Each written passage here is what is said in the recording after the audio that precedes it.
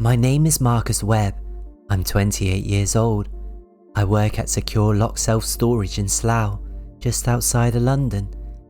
It's not glamorous work. I sit in a small office by the entrance, monitor CCTV cameras, help customers load their belongings, and make sure no one breaks in after hours. The facility has 340 units spread across 3 floors. Most of them are full of the usual stuff. Furnitures from house moves, old clothes, Christmas decorations, boxes of books people can't bear to throw away but don't want clutter in their homes. Some units have been rented out for decades. The tenant pays by direct debit every month, but never visits. We have units like that, silent, forgotten, slowly accumulating dust. I've worked here for 3 years. It's quiet, safe, the kind of job where nothing ever happens, until I found the list. It was tucked inside the desk drawer in my office. I dropped my phone behind the filing cabinet and was fishing around for it when my hand brushed against something taped to the underside of the drawer. An envelope, old, yellow with age. Inside was a single sheet of paper, handwritten in neat, careful script. At the top, it said, "Units that must never be opened." Below that were 5 unit numbers: Unit 127, Unit 209, Unit 237, Unit 318, and Unit 340. And beneath each number, a short note. Unit 127, rented by Mrs. Eleanor Pritchard, 1987. Rent paid monthly by standing order. Mrs. Pritchard died in 1992. Do not investigate source of payment. Do not open under any circumstances. Unit 209, rented by the Collector, 2003. No contact information on file. Contents unknown. If you hear singing from inside, leave immediately and lock the corridor door. Unit 237, rented by Thomas Harrow, 1979. Rent paid in cash, delivered monthly by anonymous courier. Mr. Harrow disappeared in 1981. Unit contains 47 boxes. Do not count them. There will be 48. Unit 318, rented by Dr. Alistair Karswell, 1995. Estate continues payment after his death in 1997. Contains occult materials. If the lock is ever found open, do not enter. Call Father Brannan at St. Mary's immediately. Unit 340, rented by the Last Tenant, 1974. First unit ever rented at this facility. Rent paid by facility itself via unknown account. Contains mirrors. Never look into them. They do not show your reflection. At the bottom of the page, in different handwriting, shakier, more urgent, someone had added, "I know you don't believe this. I didn't either. But if you ignore this list, you'll end up like Martin. Don't make my mistake. Some doors should stay locked." It was signed, David Cartwright, Night Manager, 2019. I sat there staring at the list for a long time. David Cartwright had been my predecessor. I never met him. He'd quit suddenly before I was hired. My manager, Sandra, never talked about him. When I asked once, she just said, "David had a breakdown. Best not dwell on it." I always assumed he couldn't handle the isolation. Night shifts in an empty building can get to you. But this list... I folded it carefully and put it back in the envelope. Then I pulled up the facility's rental database. Every unit on the list was real. Unit 127, rented to Eleanor Pritchard. Active account. Rent paid monthly by standing order from a bank account that should have been closed decades ago. Unit 209, rented to the Collector. No surname, no contact details. The notes field was blank except for one line. Do not disturb under any circumstances. Unit 237, Thomas Harrow. The account was flagged as Legacy Rental, whatever that meant. Unit 318, Dr. Alistair Karswell. Paid by his estate, managed by a solicitor's firm in Suffolk. And Unit 340, the entry was corrupted. just a string of symbols and the date 01/01/1974. I should have left it alone. I should have just put the list back, finished my shift and gone home. But I didn't, because that night at 2:47 a.m. I heard singing. It was faint at first, a woman's voice singing something old, maybe a lullaby.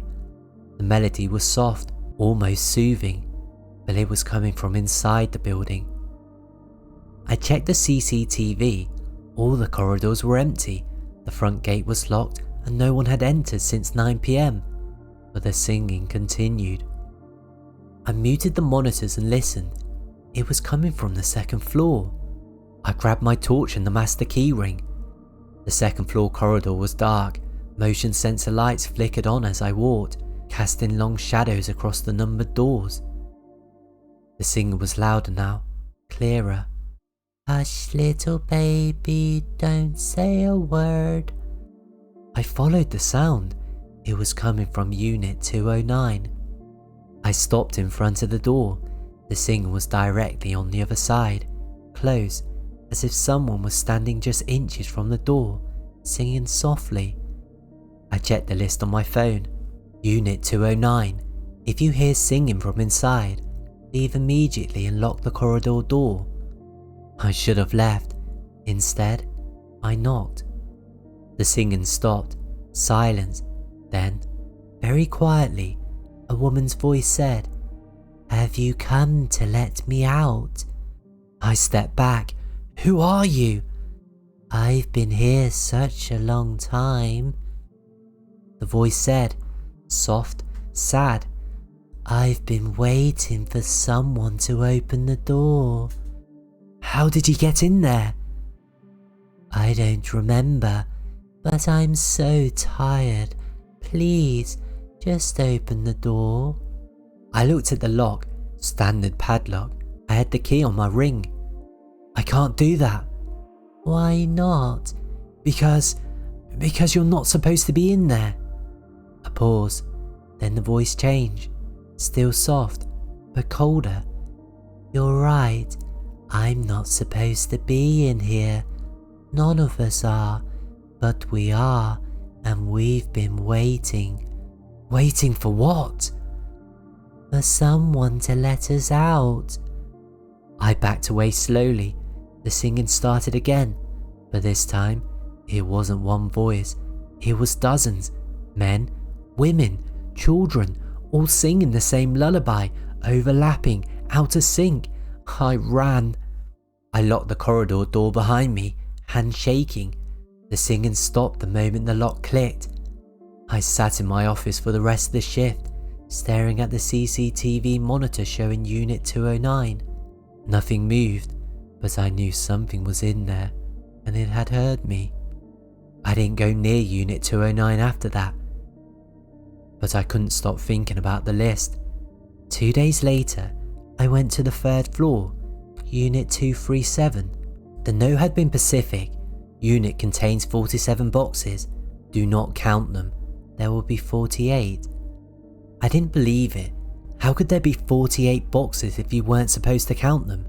It was illogical, but I had to know. I opened the door. The unit was 10 feet by 10 feet, clean, climate controlled, no windows. And it was full of boxes, cardboard storage boxes, all identical, stacked neatly in rows. Brown cardboard, no labels, no markings. I stood in the doorway and counted. Front row, 8 boxes. Second row, 8 boxes. Third row, 8 boxes. Fourth row, 8 boxes. Fifth row, 8 boxes. That's 40. Back corner, 7 more boxes. 47 total. I let out a breath I didn't know I was holding. The list was wrong. There was exactly 47 boxes, just like it said. I turned to leave, and that's when I saw it. In the far back corner, half hidden in shadow, was another box. I hadn't seen it before, but it was there now. 48 boxes. I stared at it. It looked identical to the others. Same size, same brown cardboard, but something about it was wrong. The edges were too sharp, the surface was too smooth, and it was perfectly clean. No dust, no wear, as if it had just appeared. I should have left, but I walked over to it. I crouched down and touched the top of the box. It was cold, far colder than the others, and then I heard it, breathing, slow, steady, coming from inside the box. I yanked back my hand. The breathing continued, in and out, in and out. I stood up, backing towards the door. The box shifted, not much, just a slight movement, as if something inside had turned over. I ran. I slammed the door shut and locked it. My hands were shaking so badly I could barely fit the key in the padlock. Behind me, I heard something, a sound like cardboard tearing. I called in sick the next day. I couldn't face going back, but I kept thinking about Unit 127. Eleanor Pritchard died in 1992, rent still being paid. I needed to know who was paying. I contacted the bank. It took 2 days and 3 supervisors, but eventually they gave me the information. The standing order was set up in 1987. It paid £43 per month, exactly the original rental price, from an account belonging to Eleanor Pritchard. But she's been dead for over 30 years, I said. The bank said, the account was flagged as deceased in 1992, but the standing order was never cancelled. How is it still paying out? A pause. I don't know. The account balance is zero. It's been zero since 1992, but the payments keep processing. I hung up and sat in silence. An empty account, paying rent for 30 years, for a unit that no one ever visited. I went back to the facility that night. I had to see what was inside Unit 127. The first floor was quiet. The motions light flickered on as I walked down the corridor. Unit 127 was at the far end, tucked in the corner. The padlock was old, rusted. It looked like it hadn't been opened in decades. I unlocked it. The door swung open. Inside was a single chair. That's all. A wooden chair, facing the door. And sitting on the chair was a photograph. I stepped closer. It was an old photo, black and white, slightly faded. It showed a woman, middle-aged, smiling, standing in front of a house. On the back, written in neat handwriting, Eleanor Pritchard, 1987, the day I rented this unit. I'll be here as long as I'm needed. I turned the photo over again. The woman in the picture was looking directly at the camera, but her eyes, they were following me. I shifted to the left. Her eyes moved. I shifted to the right. Her eyes followed. I dropped the photo and backed out of the unit. The photo landed face up on the chair, and as I locked the door, I could have sworn I saw her smile. I should have stopped. I should have quit, walked away, found another job, but I couldn't, because something was wrong with Unit 318. The lock was open. I'd walked past it 100 times. It was always locked, always, but tonight the padlock was hanging open. I pulled out the list. Unit 318. If the lock is ever found open, do not enter. Call Father Brannan at St. Mary's immediately. I pulled out my phone. No signal. I tried again. Nothing. The facility had perfect mobile coverage, but now, standing in front of Unit 318, my phone showed 0 bars. I looked at the door. It was slightly ajar, just an inch, enough to see darkness inside. And from that darkness came a sound, whispering, not words, just low, constant murmur, like dozens of voices speaking over each other, too quiet to understand. I pushed the door open. The unit was larger than the others, 15 by 20 feet, and it was full. Shelves lined every wall, floor to ceiling, packed with objects, books, hundreds of them. Old leather-bound volumes with symbols on the spines. Jars filled with things I couldn't identify, dried plants, liquids that shouldn't be that colour, boxes tied with black ribbon, and in the centre of the room, on a small table, was a mirror. It was old, Victorian maybe. The frame was dark wood, carved with symbols I didn't recognise. The glass was dusty, cracked in one corner, but I could see my reflection clearly, too clearly. I stepped closer, my reflection didn't move. I raised my hand, my reflection stayed still, and then it smiled. I turned and ran. Behind me, I heard laughter, not from the unit, but from inside my head. I slammed the door shut and locked it. The whispering stopped, but when I looked down at my hands, they were covered in dust, black dust, like ash, and on my palm, burned into the skin, was a symbol, the same symbol I'd seen carved into the mirror's frame. I went to see Sandra the next morning. She was in her office, going through invoices. "Sandra, I need to ask you about Unit 340. She looked up. Her expression didn't change, but something flickered behind her eyes. "Why?" "Because it's listed as rented by the last tenant. I need to know who it is." "You don't need to know." "Yes, I do. Strange things are happening. I found a list." "David's list," she said flatly. I stopped. "You knew about it." She sat down her pen. "Marcus, every night manager finds that list eventually, and every night manager ignores the warnings. David lasted 6 months before he broke. The one before him lasted 2. What happened to them? They opened the unit. They thought they knew better." She leaned forward. "Unit 340 is different from the others. It's not rented by a person, it's rented by the facility itself." "That doesn't make sense." "It doesn't have to. That unit has been here since the day this building opened in 1974. It was the first unit rented, and it will be the last one closed." "What's inside?" Sandra stood up.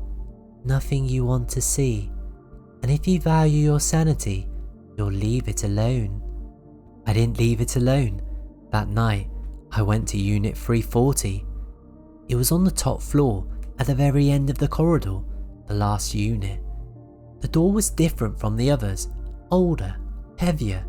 The number 340 was painted in faded gold. The padlock was massive, industrial, like something you'll use to secure a vault. I had the key. I unlocked it. The door didn't swing open. It stayed shut. I had to push, hard. It opened slowly, scraping across the floor. Inside was darkness, not the normal darkness of an empty room. This was deeper, thicker. My torch beam didn't penetrate it. It just stopped, like the light was being swallowed. I stepped inside. The air was freezing. My breath came out in clouds. And then I saw it. Mirrors, dozens of them, maybe hundreds, covering every wall, floor to ceiling. All different sizes, different frames, some cracked, some pristine, and all of them were facing inwards.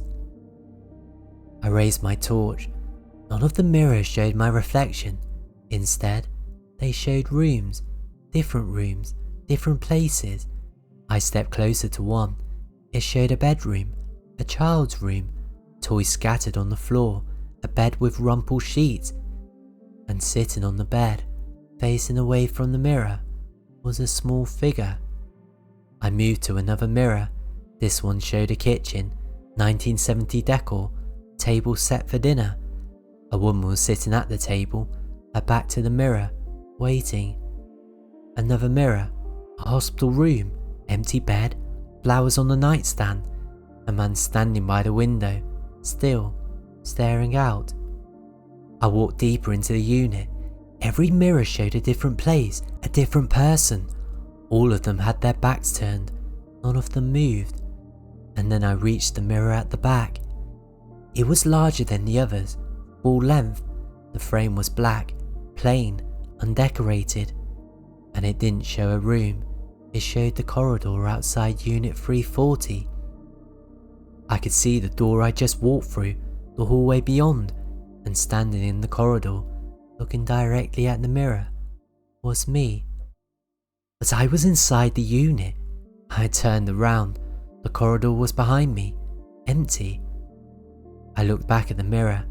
The other me smiled and stepped forward into the unit. I ran. I didn't look back. I slammed the door shut, locked it, and ran down the corridor. Behind me, I heard something. Footsteps. My footsteps. Following me. I quit the next morning. Sandra didn't stop me. "How long?" she asked. "How long what?" "How long until you forget?" I stared at her. "You'll forget," she said quietly. "They always do. The units don't like to be ignored, but they like to be remembered even less. In a few weeks, you'll think this was a dream, a stress-induced breakdown. You'll convince yourself none of it was real." "It was real." "Maybe, but you'll forget anyway." She was wrong. It's been 3 months. I haven't forgotten. I drive past secure locks sometimes, late at night. The lights are always on in the office. I can see the night manager through the window, sitting at the desk. Sometimes I think about stopping, warning them, but I never do, because they'll find the list eventually, and they'll ignore it, just like I did. But I'll tell you this, if you ever rent a self-storage unit, check the number. If it's 127, 209, 237, 318 or 340, just walk away. Some units should stay locked forever, and some doors should never be opened.